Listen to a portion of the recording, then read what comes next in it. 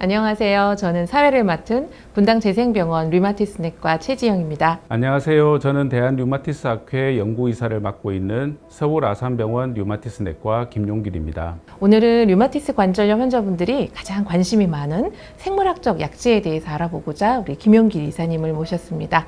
먼저 류마티스 관절염에 대해서 어떤 병인지 간단하게 설명해 주실 수 있을까요? 류마티스 관절염은 말초 관절 조직 활액막의 만성염증이 발생하는 다발관절염으로 설명할 수 있는데요. 어원을 살펴보면 질병의 특징을 잘 이해할 수 있습니다.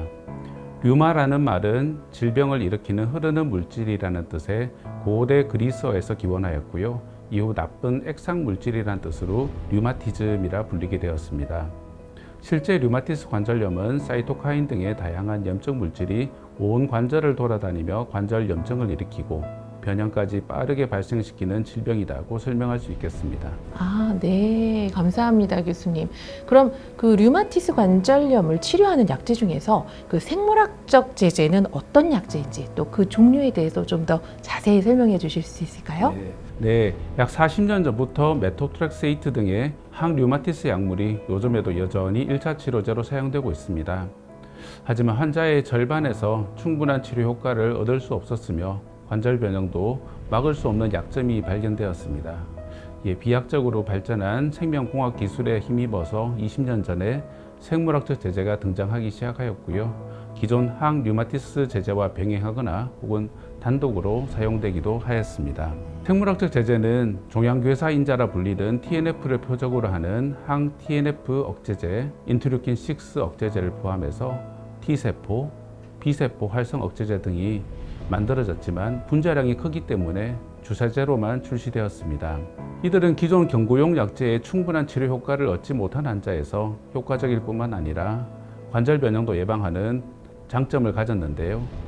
하지만 주사제에 따른 불편감이나 약제에 대한 항체 반응이 나타나서 그 효과를 떨어뜨리기도 하고 궤력 등의 감염에 취약한 부분이 단점으로 지적되어 왔습니다. 최근 10년 전부터 세포 내 염증 전달 물질인 야누스카이네이즈를 표적으로 하는 표적 치료제가 개발되었는데요. 분자량이 작기 때문에 경구 투약이 가능하게 되었습니다. 이러한 약제들은 기존의 생물학적 제제와 마찬가지로 항류마티스 약제 반응이 미약한 경우에 추천되고 있습니다. 이 설명해 주신 생물학적 제제들하고요. 또 표적 치료제들이 여러 가지가 있는 것 같은데요.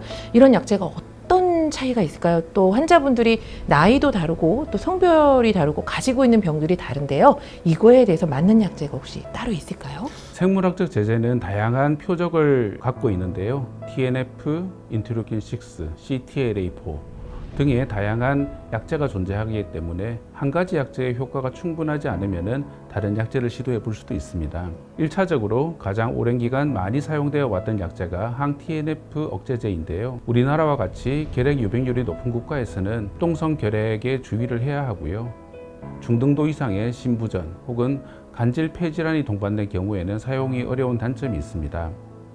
이에 비해 제조합 CTLA4 제제는 상대적으로 결핵에 대해서는 좀 더 안전하고요. 간질 폐질환의 악화에 큰 영향이 없는 것으로 알려져 있습니다.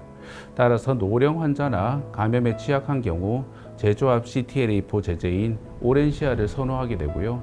항-TNF 억제제 중에서 선택한다면 그래도 방광기가 짧은 이터너세트를 사용할 수 있겠습니다. 그리고 CRP 등의 염증 반응 조절이 어려운 경우에는 아무래도 인터루킨6 억제제인 악템라를 먼저 고려할 수 있겠습니다. 잭 억제제는 대상포진 발생률 증가가 큰 이슈가 되어 왔는데 최근에는 고위험 환자에서 심혈관 질환, 암 발생 위험도 증가가 보고되고 있습니다.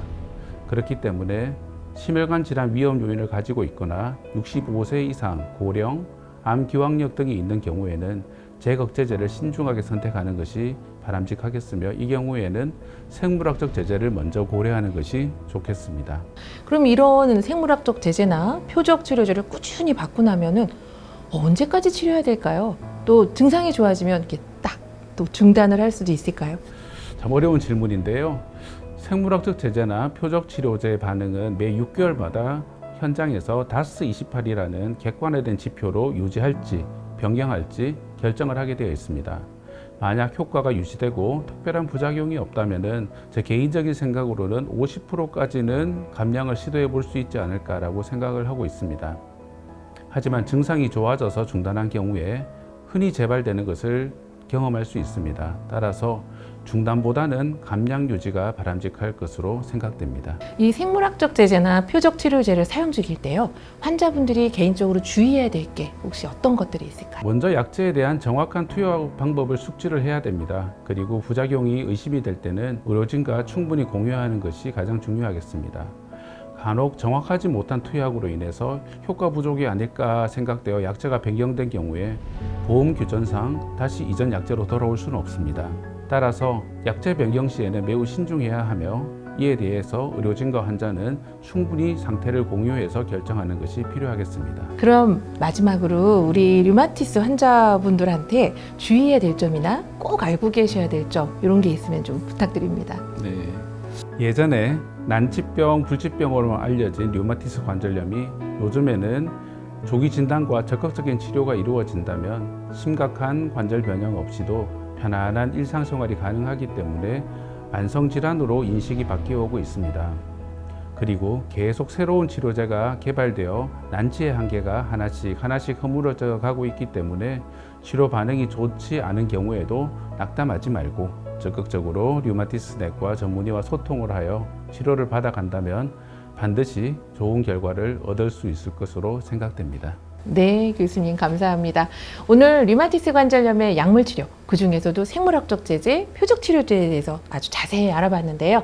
많은 궁금증이 해결이 되셨나요? 앞으로도 류마티스 내과에서 올바른 치료 잘 받으셔서 건강을 유지하시기 바랍니다. 감사합니다.